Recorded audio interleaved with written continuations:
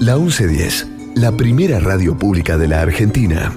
Desde la Exposición Rural 2019, el evento agroindustrial más trascendente del año. Desde chicos, lo primero que nos preguntamos es ¿por qué? Una pregunta que nos acompaña toda la vida. ¿Por qué? En el bar, en la calle, en el trabajo, en el subte, en el taxi. ¿Por qué? La ciudad, el país y el mundo, más allá de la coyuntura. ¿Por qué? La pregunta de siempre con la profundidad que la actualidad a veces nos hace perder de vista. ¿Por qué? Así de simple, así de profundo. Graciela Fernández Mejide se pregunta ¿por qué? El 1110. Hola, buenas tardes, ¿cómo les va? Acá con solcito, medio con nubes también desde la rural. Ustedes saben que estamos transmitiendo estos domingos aquí. Como ya les han dicho, seguramente repetiré mucha gente, muchísima gente, y entrar a la cabina con el olorcito asado sin comerse ni un sándwichito, da un trabajo. Bueno, conmigo, claro, siempre Pablo. ¿Cómo estás, Pablo? Hola, Graciela, ¿cómo andás? ¿Te bancaste bien no comerte un choripán? Un tamal también, ¿no? Qué cosa rica. Y bueno, en la parte técnica tengo que agradecerle a Sebastián González, y también nos va a acompañar en la lectura de los avisos Magalí Coan. ¿Cómo Gracias. están? Hola, Magalí. Por favor, bien. Muy buenas tardes a todos. Buenas tardes. Bueno, no hace tanto tiempo, con mucha alegría de parte del gobierno, se anunció que se avanzaba en un acuerdo con la Unión Europea y el Mercosur, entre la Unión Europea y el Mercosur, y hubo todo tipo de comentarios, desde luego, desde los más esperanzados y optimistas hasta que aquellos, y no podemos obviar que estamos en plena campaña electoral, que dijeron que en realidad no servía para nada, que iba a servir para hacernos daño, etcétera, etcétera.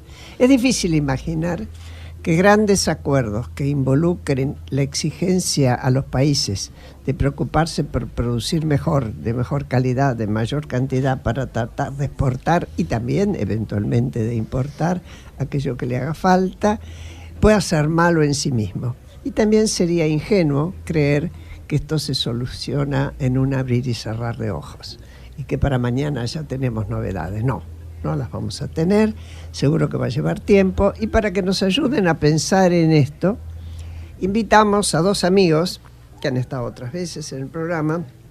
Uno es Alejandro Poli Gonzalvo, él es contador público como profesión y actualmente es director de salud de KM, la empresa que agrupa a todos los laboratorios internacionales. También está Luis Rapoport, que es economista, ustedes ya varias veces lo han escuchado, es director nacional de políticas regionales, trabajo al que le dedica mucho tiempo, mucho esfuerzo y mucha atención. Y a los dos, esto se desarrolla en el ámbito del Ministerio del Interior.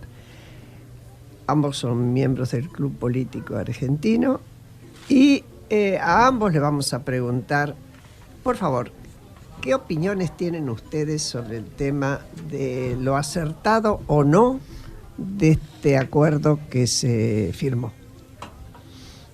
Quedan el que quiera. Ya saben que incluso se pueden hasta preguntar entre ustedes. La pregunta no es privativa de los periodistas. Yo no soy periodista encima. Bueno, muchas gracias, Graciela, por la invitación y un placer compartir también la mesa con Luis. Vos sabés, Graciela, que en parte estoy en el club político por mi afición a la historia argentina y por lo que me gusta la historia argentina. Entonces siempre estos temas me gusta ponerlos en alguna perspectiva histórica antes de entrar en los detalles. Y yo considero que este acuerdo, en la medida que se implemente y llegue a un éxito, debería ser considerado un hito histórico de la historia argentina en la medida que se den las cosas que uno piensa. Y no hay muchos hitos históricos en la Argentina donde tomamos como hito histórico aquel que realmente transforma de fondo al país. O sea, no cualquier cosa es un hito histórico.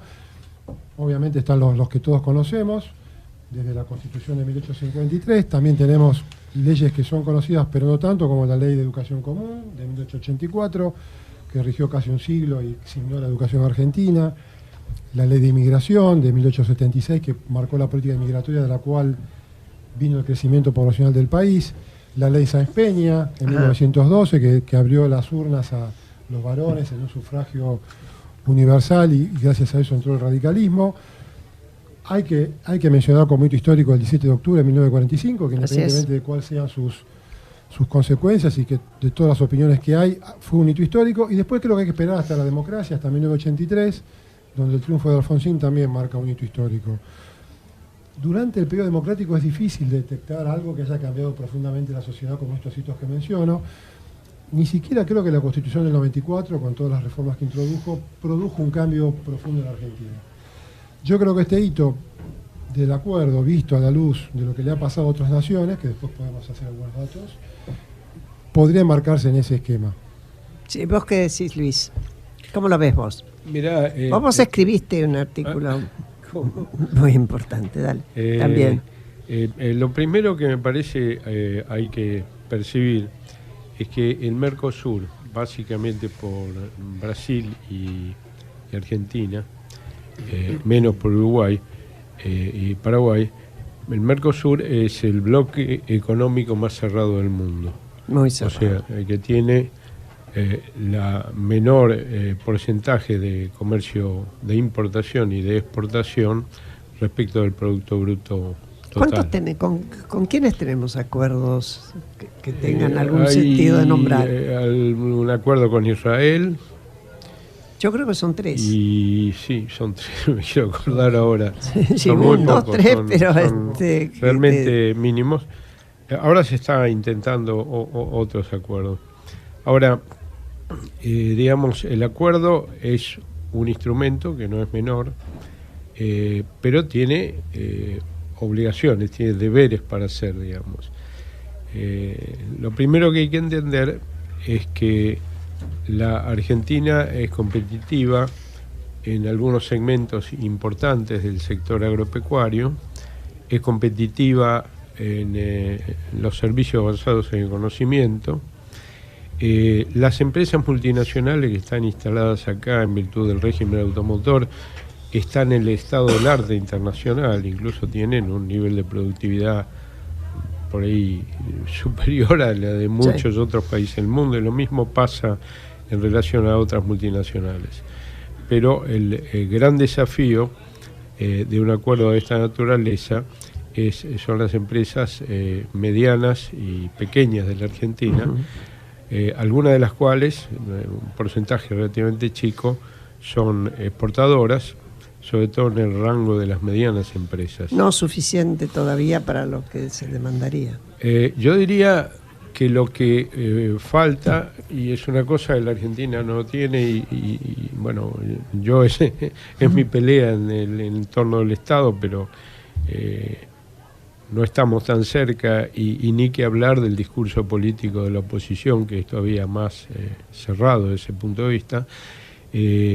Lo que hay que entender es cuál es el camino institucional para construir la competitividad argentina. A ver, metámonos un poquito con esto y digamos, ¿por qué hay un discurso más abierto en este tema y por qué, en qué consiste que vos digas el discurso de la oposición, por lo menos de la más importante, es más cerrado? Mirá, es poco lo que... cuando quieras, Alejandro. Sí. Es poco lo que aparecen como precisiones, pero yo lo que escucho es una actitud proteccionista en lo que hace al mercado interno y una centralidad de vaca muerta como elemento para conseguir divisas. Y lo que hay que entender, me parece, es que vaca muerta puede conseguir divisas, pero es lo que en economía se llama economías de enclave, claro, que generan un impacto en el tema de las divisas, pueden generar también una apreciación del tipo de cambio en la medida que eso, digamos, genere volúmenes tan importantes como se planean de gas, comercio exterior, de gas o de petróleo, y esa apreciación del tipo de cambio puede dejar fuera del mercado a empresas que necesitan más tiempo para desarrollar, digamos, capacidades, sobre todo capacidades tecnológicas. Y por otra parte, esa actitud, digamos, proteccionista en lo que hace al entramado industrial. Vos decís que este es el discurso que no valoriza el acuerdo con la Unión Europea. No, yo creo que no, por lo menos, vamos a poner así, los dos referentes que yo escuché y leí, que son Nielsen y Culfas, son los principales referentes en lo que hace a la percepción y a la necesidad de una política industrial, una política de desarrollo en la Argentina, piensan como la década del 70. Sí, atrasan, digamos. Hay que entender, Graciela, que estamos hablando de un mercado de 780 millones de personas, 500 millones en Europa y 280 en el Mercosur, lo cual en una economía global como está hoy en día funcionando, es un mercado al que vamos a poder acceder muy importante. También obviamente van a poder acceder a nuestro mercado, ¿no? Claro. Por más que el acuerdo después podemos ver que plantea algunas ventajas sin conocer el detalle chico en cuanto a los plazos a favor del Mercosur. Pero como dice Luis, esto es una oportunidad, pero no es la única solución. O sea, esto es una palanca disparadora de cosas. Yo comento siempre el ejemplo de la República de Irlanda. Irlanda entró al mercado común europeo en 1973, junto con el Reino Unido y con Dinamarca. En ese momento, la economía irlandesa era básicamente agraria, muy atrasada, con un PIB que estaba muy por debajo de la media europea. Durante 12 años, hasta 1985, no pasó nada con su ingreso. O sea que fue como que tenía cada vez más deuda pública, cada vez más déficit. Realmente estaba en una situación muy complicada, hasta que un primer ministro que venía de los que habían participado en ese esquema anterior de aumentar el gasto y apuntar al consumo, decidió que era el momento de cambiar, consiguió consensos y ahí empezó una reforma de fondo Irlanda, a caballo del acuerdo, que le permitió llegar a ser un tigre, el tigre celta, como se la conoció hoy, con tasa de crecimiento del 9% anual durante muchísimos años. Los que se llamaban tasas chinas. Tasas chinas en Irlanda, y que llegó a ser el segundo país de renta per cápita de Europa. Así es. O sea que el acuerdo estaba, lo que cambiaron fueron las políticas. O sea, y Argentina tiene una larga trayectoria de desaprovechar oportunidades.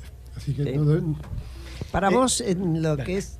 Perdón, vos querías preguntar. Una cosa es obviamente la firma de un acuerdo, otra cosa es la implementación. Alejandro, vos que venís del sector privado, Luis, ahora estás en la función pública, ¿qué esfuerzos, qué desafíos en cuanto a su implementación, su adecuación van a tener que hacer las empresas y el Estado? Primero hay que entender que nosotros hicimos un acuerdo, estamos haciendo un acuerdo con la Unión Europea, pero no estamos entrando a la Unión Europea, es una cosa bien distinta. Sí. El caso irlandés entró a la Unión Europea.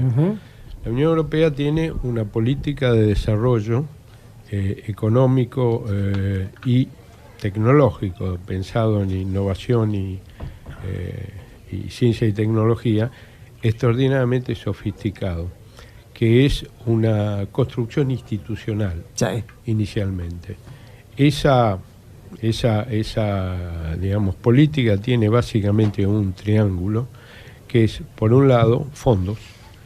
El principal rubro del presupuesto de la Unión Europea está destinado a desarrollo económico y a lo que se llama, hay varios segmentos, pero el más importante es el segmento de las políticas regionales. Y eso se combina con instituciones, voy a explicar muy rápidamente, aunque es bastante largo el tema, y en tercer lugar del triángulo en capacidades públicas para gestionar esos fondos, públicas y privadas y científico-tecnológicas.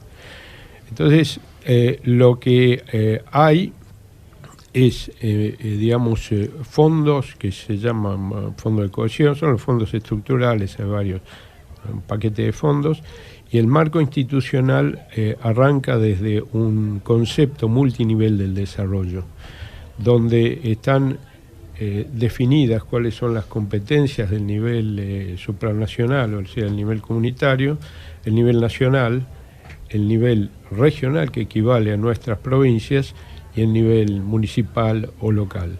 Cada uno tiene su lugar y eso está muy establecido. En esa definición, la Unión Europea o la Comisión Europea con el Consejo de Europa, que es el instrumento político, y con el Parlamento, que es el instrumento parlamentario, definen una serie de prioridades en un periodo 7 anual. En este momento, este periodo 2013-2020 está terminando y definen prioridades muy generales, no es que definen prioridades sectoriales.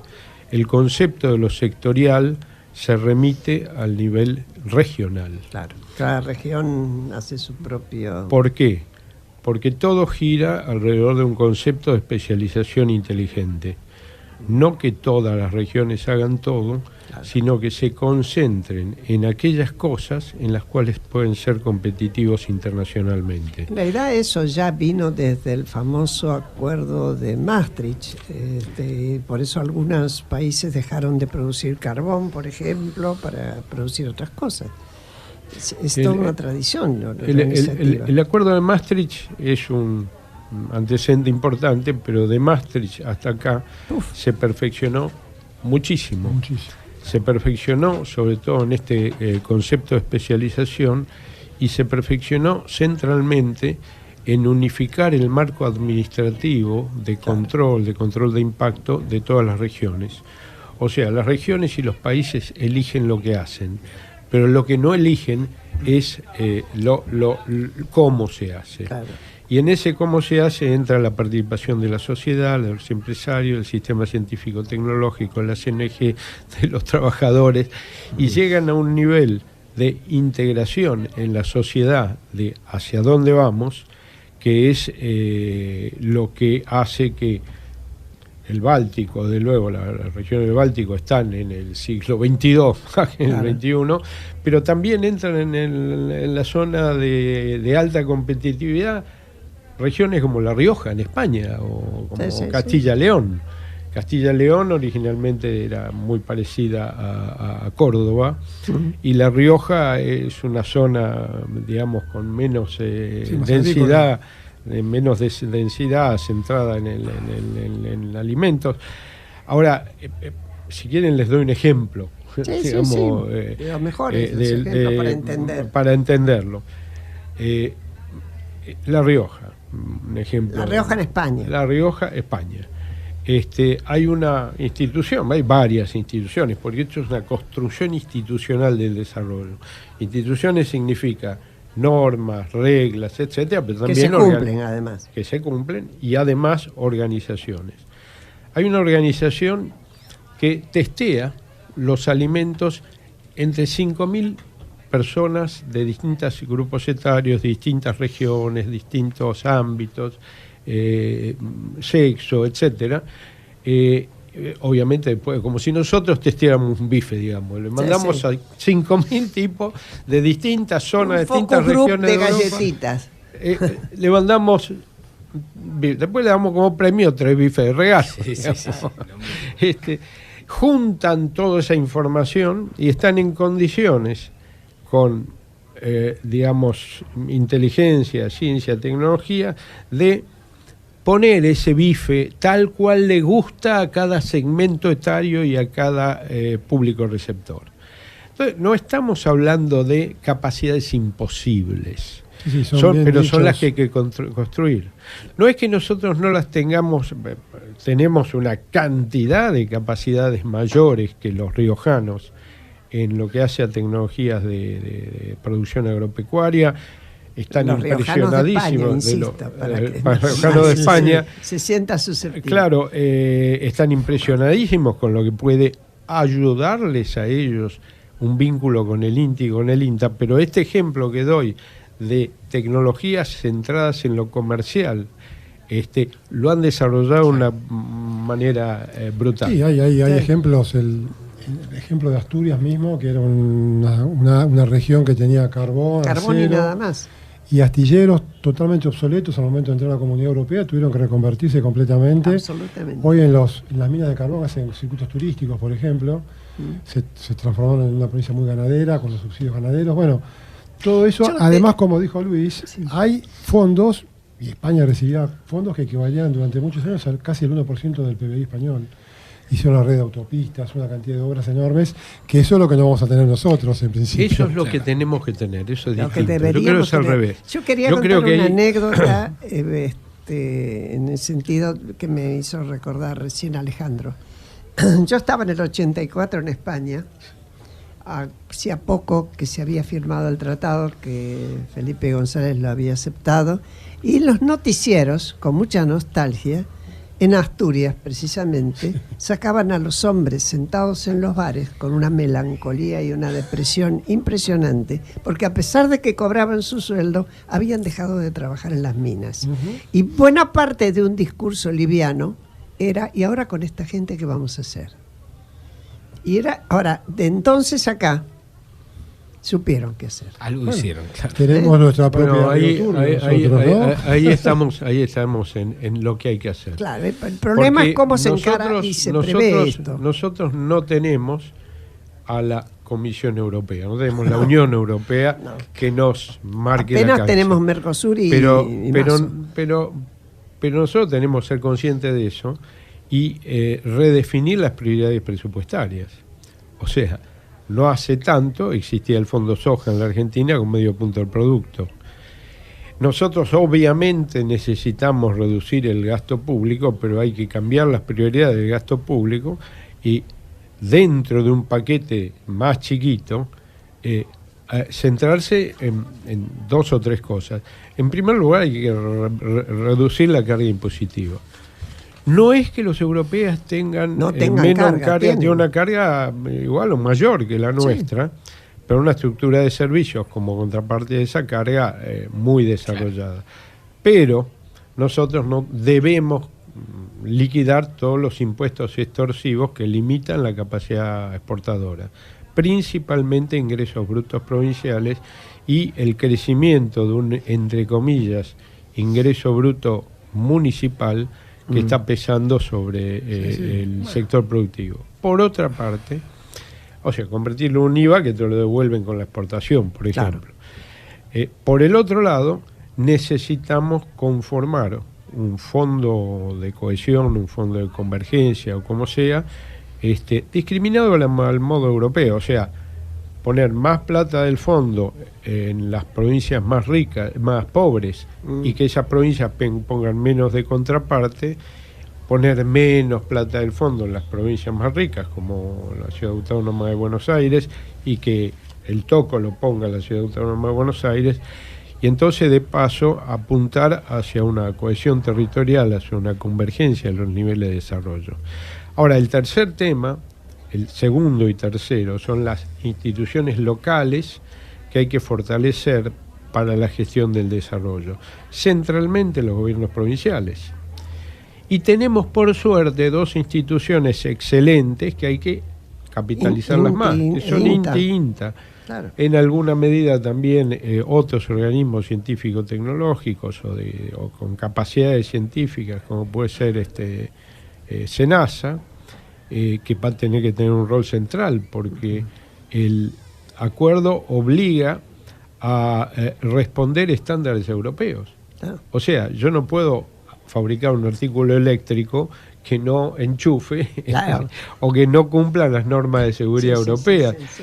Pero en lo que hace a los temas del sector alimenticio, hay que responder a los estándares ambientales, a los estándares fitosanitarios, a los estándares de bienestar animal y a los estándares regionales. O sea, ellos no podés fabricar queso camembert si el camembert tiene sello. Y tampoco podés poner símil camembert. Claro. Podés hacer algo parecido, ponerle otro nombre, pero no es queso camembert. Como se le dice cava, en el acuerdo se mantienen esas reservas de nombres. Y entonces hay que desarrollar nuestras propias aptitudes regionales con el sello de origen regional y llegar al público europeo Con ese sello. con el orgullo de ser lo que es. Claro. Entonces no vamos a fabricar vino Borgoña, pero el Pinot Noir Sí. de Neuquén puede tener un sello de origen Y se lo va a tener que respetar. para mi gusto, con todo respeto, le gana el Pinot Noir de Neuquén, le gana al Borgoña, que es principalmente Pinot Noir, ¿no? Sí, Yo creo que hay otro sector, además de todo lo que es tradicional en Argentina, que es todas las economías regionales y todo lo que estamos hablando, que es... A ver, Ale, me están haciendo señas. Si vamos una tanda ahora y acordate de dónde ibas a arrancar, ¿sí? Perfecto. Gracias. Los domingos a las 14, Graciela Fernández Mejide, en el aire de ¿Por qué? Daría lo que fuera por volverte a ver. Daría hasta mi vida y mi fusil, mis botas y mi fe. Por eso en la trinchera de mi soledad, tus ojos son mi luz y tu esplendor, mi corazón. Y si no fuera por ti, yo no podría vivir en el vacío de estos días de no saber. Y si no fuera por ti, yo no sería feliz como lo soy cuando con tus besos me veo partir. Y es que solo con saber que al regresar tú esperarás por mí, aumentan los latidos de mi corazón. Volverte a ver es todo lo que quiero hacer. Volverte a ver para poderme reponer. Porque sin ti mi vida yo no soy feliz. Porque sin ti mi vida no tiene raíz ni una razón para vivir. Lo único que quiero es poder regresar, poder todas las balas esquivar y sobrevivir. Tu amor es mi esperanza y tú mi munición.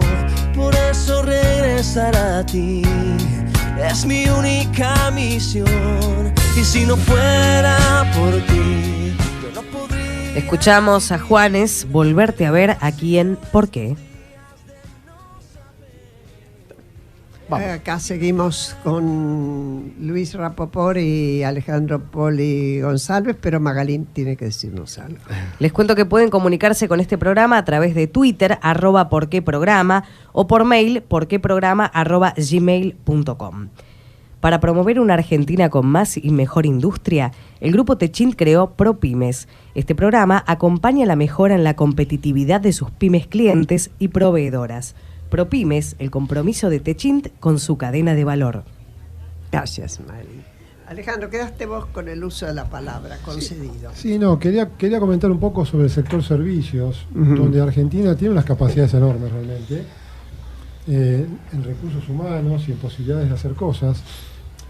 Por ejemplo, en el sector que yo estoy trabajando actualmente, que es el de investigación y desarrollo, y donde yo trabajaba antes también en clínicas privadas y demás, siempre los protocolos de investigación han sido muy buscados que se hagan en Argentina por esa combinación de buenos recursos y costos muy razonables. Hoy genera unos 300 millones de dólares de divisas, pero se podía multiplicar por 3 o por 4 muy rápidamente en la medida que hubiera ciertas condiciones. Son pequeños rubros de nichos que podrían hacer su aporte a esta economía moderna del siglo XXI. Veamos, hoy Mercado Libre, el valor bursátil de Mercado Libre en Estados Unidos son 32.000 millones de dólares. YPF cotiza en 6.000 millones de dólares. Entonces creo que ese es un ejemplo gráfico de lo que significa la economía de servicios como potencial de desarrollo y de inserción en el mundo. Fue un poco lo que hizo Irlanda en su momento, que fue la palanca por la cual Irlanda creció. Así que yo creo que ese es y hoy es el tercer sector exportador en general, servicios. Con lo cual, este acuerdo potenciaría muchísimo eso, porque todo el talento argentino también podría tener más desarrollo. Yo lo que siento todo el tiempo mientras ustedes hablan es, y con esperanza, porque la verdad es que es muy posible que yo esto no lo vea, pero sí voy a empujar todo lo que sea para que ocurra, es que hay como un bache todavía que nos va a costar. Por ejemplo, vos decís, vendemos muchos servicios, entre otros de conocimiento. Nadie puede ignorar que nosotros tenemos una escuela todavía muy atrasada y que por mucho que se hayan hecho esfuerzos y demás, en la educación pública no estamos viendo cambios reales. Si no tenemos eso, ¿cómo hacemos para incrementar ese bien tan preciable para el crecimiento? Primero, para la dignidad de la gente, antes que nada. Y segundo, para el crecimiento de nuestros jóvenes que se preparan a salir al trabajo, ¿no? ¿Qué decís vos? Voy a confirmar lo que decís. En última instancia, la competencia global, Estados Unidos, China, Europa, Latinoamérica, la competencia global, que es la forma del conflicto hoy día. Si no, mirá lo que hace Trump y qué sé yo, que está preocupado por el 5G de Huawei y qué sé yo, estamos hablando de eso. Pero en última instancia, la competencia global es entre sistemas educativos. Claro. Se compite, digamos, la base de esa competencia. Porque son formativos, además, si te dan herramientas. No, porque estás centrado en el conocimiento. Entonces vos para desarrollar el conocimiento tenés que pensar en... No es de forzudos que cargan bolsas. Yo te diría que hay 4 cosas que habría que hacer consciente en toda la clase política, más allá de las banderías. En la sociedad, porque la clase política viene de la sociedad. Uno es educación, lo que también incluye recursos, ¿no? No es solamente capacidades y formación y tener una idea. Pero ni aún con recursos, que los hubo, un 6% no era despreciable, no hemos logrado cambios sustanciales. Pero, digamos, yo creo que se puede en la medida que hagamos eje, y eso remite después a lo que voy a decir al final. Otra es bajar o eliminar los impuestos distorsivos. En lo que hace al sistema de ciencia y tecnología, ciertamente los rubros más importantes de investigación científico-tecnológica tienen que ver con salud y con bio. Pero de los 25 rubros que hay, el tema TIC, o sea, tecnologías de información y comunicación, está tercero. Claro. Empezando de abajo. ¿Y cuál está más arriba? Salud. El primer rubro de servicios. Y ahí estamos en un error conceptual muy serio. ¿Por qué? Porque la reconversión industrial de este momento en el mundo es lo que se llama industria avanzada o industria 4.0, que está centrada en la digitalización de la industria. Y ese tema, nuevamente, las grandes empresas que vienen de afuera la traen enlatada. Y ese tema es un desafío, claro. Y la reconversión de alguna forma del sistema de prioridades del CONICET es un tema crítico. El otro es el que yo decía, es el triángulo de fondos, pero todo eso remite a un tema que es el más difícil de resolver en la Argentina. Es lo que, y abarca todo, el sector educativo, etcétera, es lo que los gringos en inglés dicen decision making process, que quiere decir proceso de toma de decisiones. Claro. Proceso de toma de decisiones es un proceso, no es un individuo que dice, vamos a nombrar a fulano como ministro. No es así. Es un proceso que tiene su tiempo y que incluye a los expertos en los temas y la vinculación entre el pensamiento y el poder. El pensamiento y el poder resuelve muchísimas cosas, pero básicamente evita que el poder se maneje sin inteligencia y la inteligencia funcione sin organización, alejada de los desafíos de la sociedad. Claro. Entonces por ahí te encontrás con estudios del CONICET que trabajan sobre la inmortalidad del cangrejo y no existe, digamos, aplicación para nada. Porque tampoco tiene interlocución con el poder. Y en ese tema hay un déficit adicional en el sistema educativo. y es que no hay, creo que la única materia que trabaja como tema la gestión institucional, los problemas de la gestión del desarrollo, es una materia que yo doy en la universidad. No existe teoría del desarrollo, un montón de carreras. Existen en el interior muchas universidades que discuten el microdesarrollo, o sea, el desarrollo microlocal, pero no existe ninguna formación en la Argentina que diga, a ver cómo hacen los europeos para la gestión del desarrollo, a ver cómo hacen los yanquis, a ver cómo hacen los chinos, y entonces comparar. Establecer un marco comparativo y saber cómo lo hacen.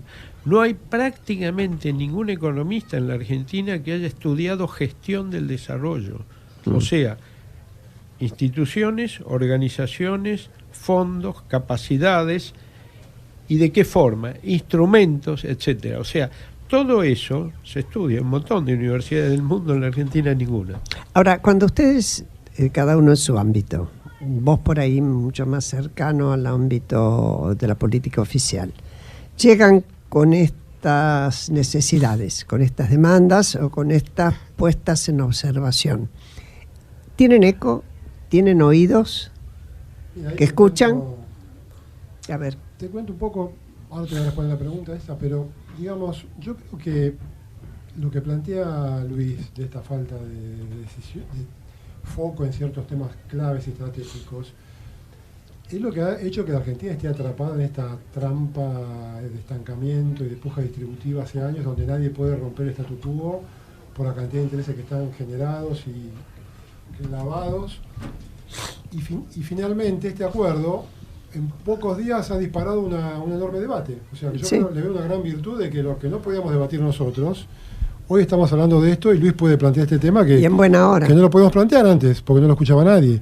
Entonces yo creo que ojalá esto sirva para iniciar ese debate que necesitamos de hace tantos años, en serio, y poder juntar un poco el poder político, el poder económico, el poder social, y entre todos empezar a trabajar estos temas. Yo creo que este impulso que nos puede dar el acuerdo y la necesidad de tener que adecuarnos y demás, visto desde un punto de vista muy de fondo y estratégico, es sumamente importante, porque estos temas, lo que hemos hablado de la coparticipación federal, temas que están ahí dando vueltas de hace siglos.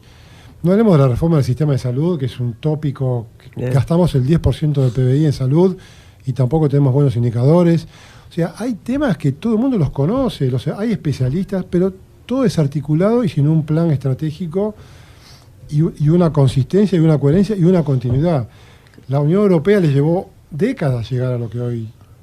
Hubo dos artículos, uno muy reciente de Jesús Rodríguez, por lo menos muy reciente para mí, que tiene un título general, el gobierno va a tener que ocuparse de este tema, y no habla del gobierno de Macri, sino el gobierno que vendrá, sea de quien sea, y uno de Guillermo Calvo, que fue muy cuestionado y que lo hizo en una entrevista en Chile, unas declaraciones donde dijo, bueno, de últimas, Cristina, si gana, hablaba de Cristina Fernández de Kirchner, va a tener que hacer las mismas modificaciones que tendría que hacer cualquiera, como diciendo, no queda otra.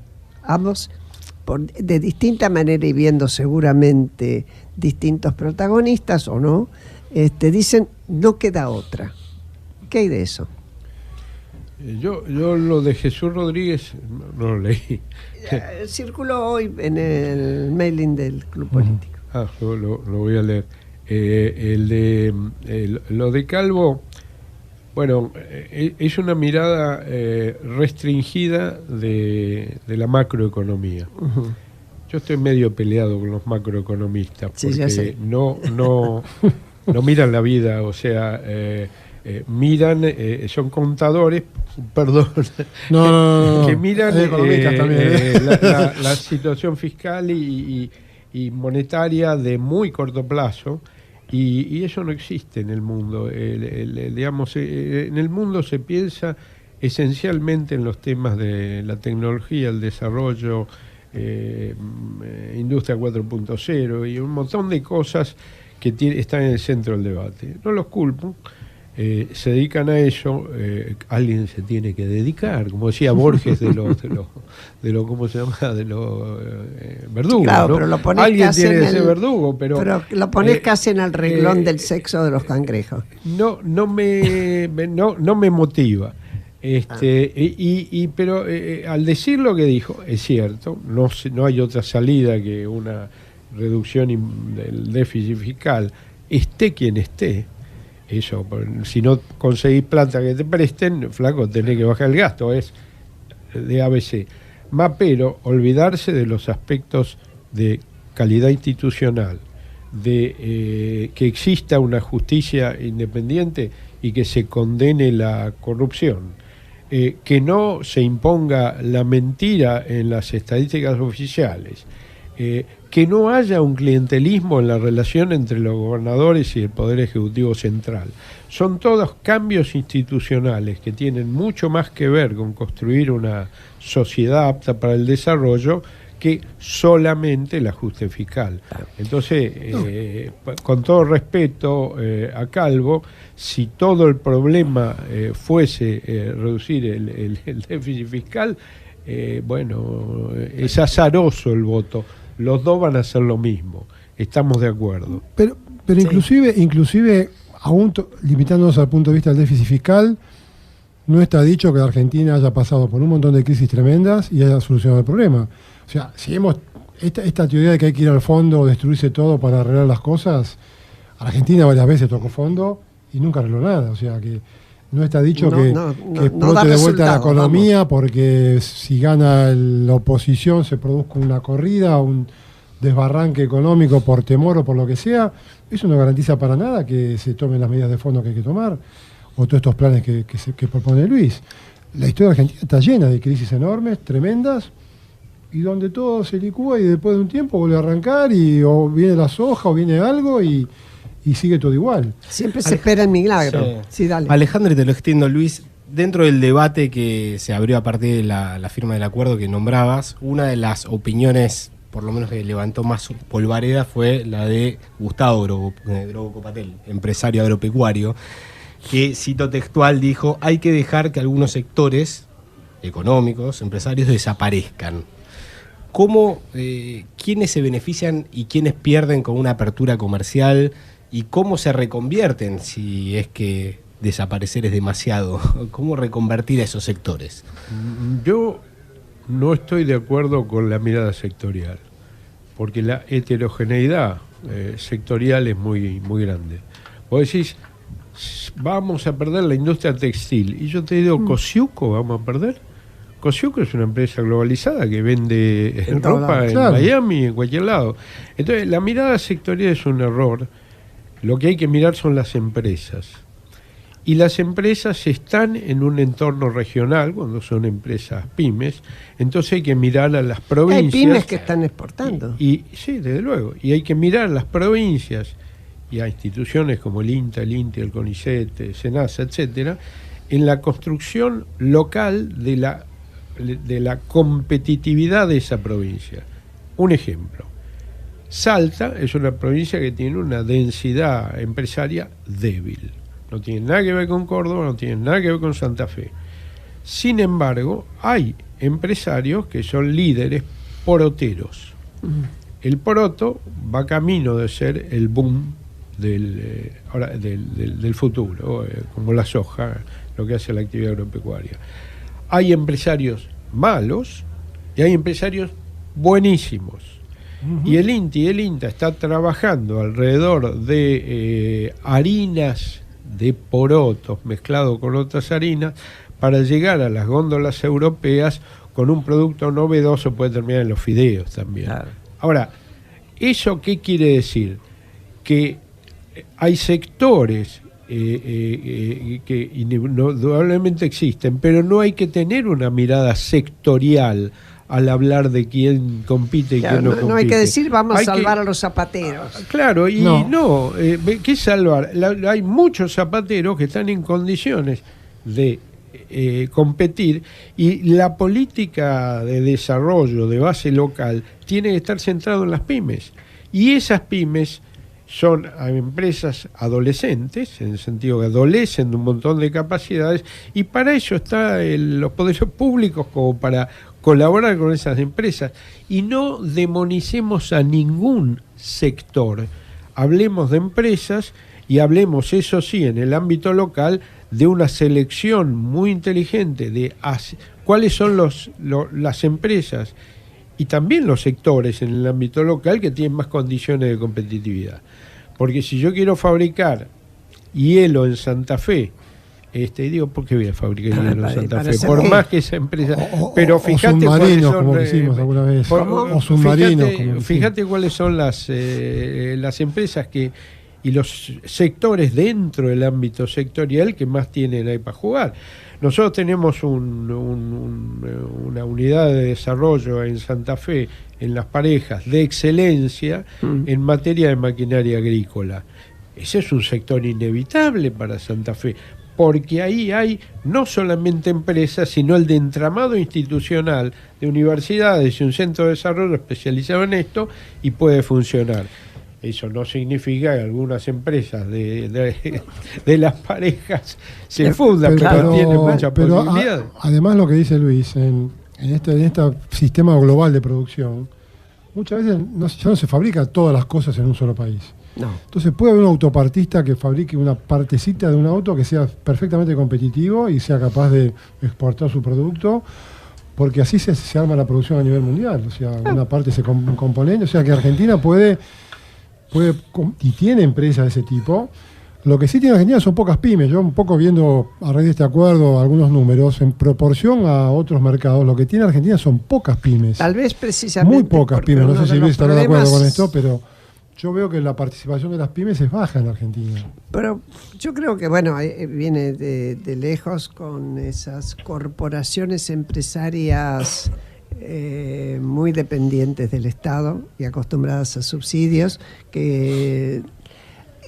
a ver, si yo dijera, hay algunas cosas que en la mentalidad de la sociedad argentina, porque no podemos olvidar que todos salimos de esta sociedad, ¿podremos algún día entender que el Estado no tiene que estar al servicio de todas nuestras necesidades, sino de aquellas que sí obligatoriamente tiene que ofrecer, porque somos capaces de pedirle cualquier cosa? Bueno, pero esto hablando de mi experiencia microeconómica, porque soy contador, pero me dediqué más a la microeconomía porque trabajé siempre en empresas.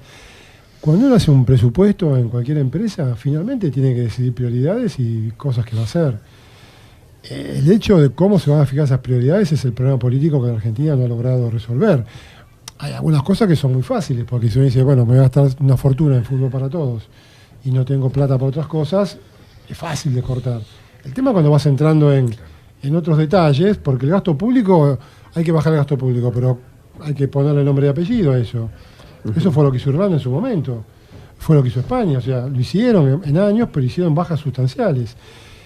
¿Quién va a sentarse a definir esas prioridades? ¿Con qué mirada de largo plazo? ¿Con qué mirada apuntando al desarrollo? Porque estoy totalmente de acuerdo con lo que dice Luis. Hay empresas muy competitivas en todos los sectores. De repente están estos mitos de Tierra del Fuego, que no son mitos, que realmente son sectores artificiales, pero aún en esos sectores se les puede dar la oportunidad de una reconversión.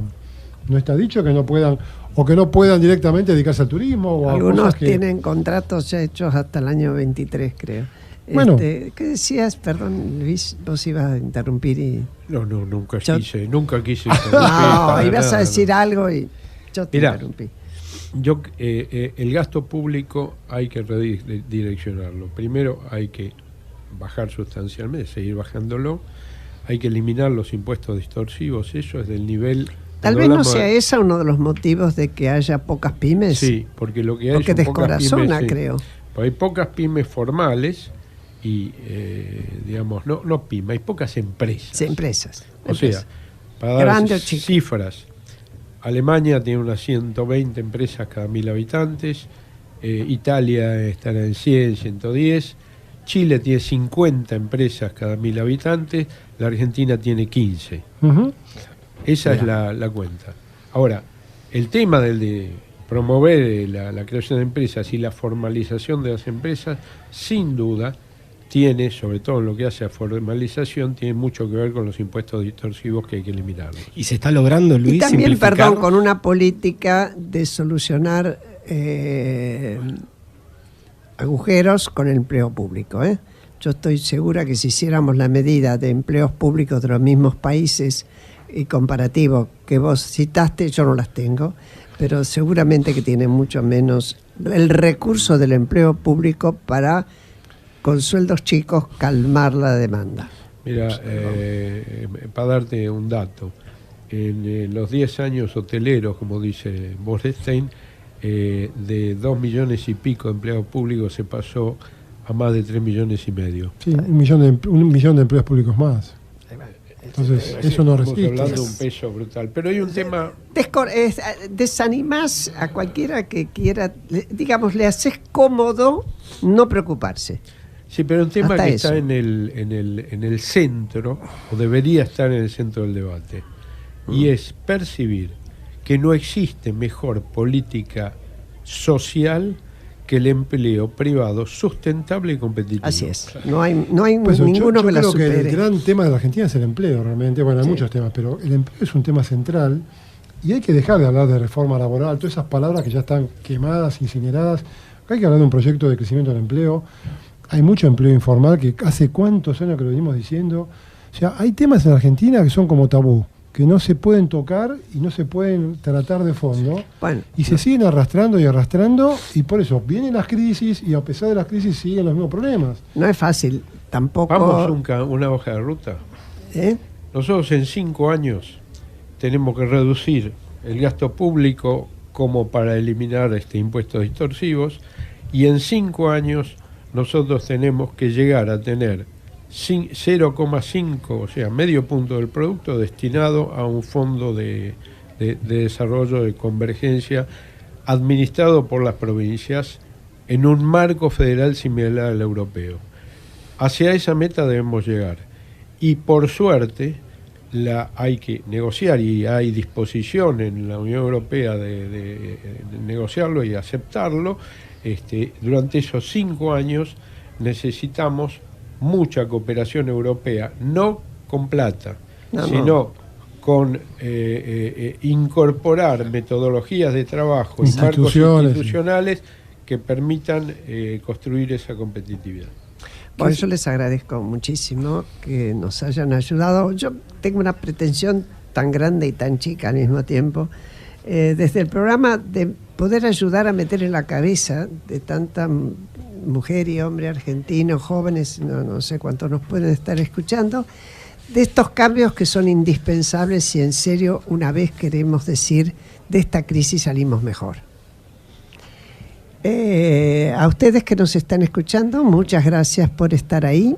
Los saludamos con Pablo y les decimos hasta el próximo domingo, que será también desde la rural. Ojalá nos acompañe el buen tiempo. Y siga, por favor, siga en la 1110 porque viene Gustavo Mura y vale la pena.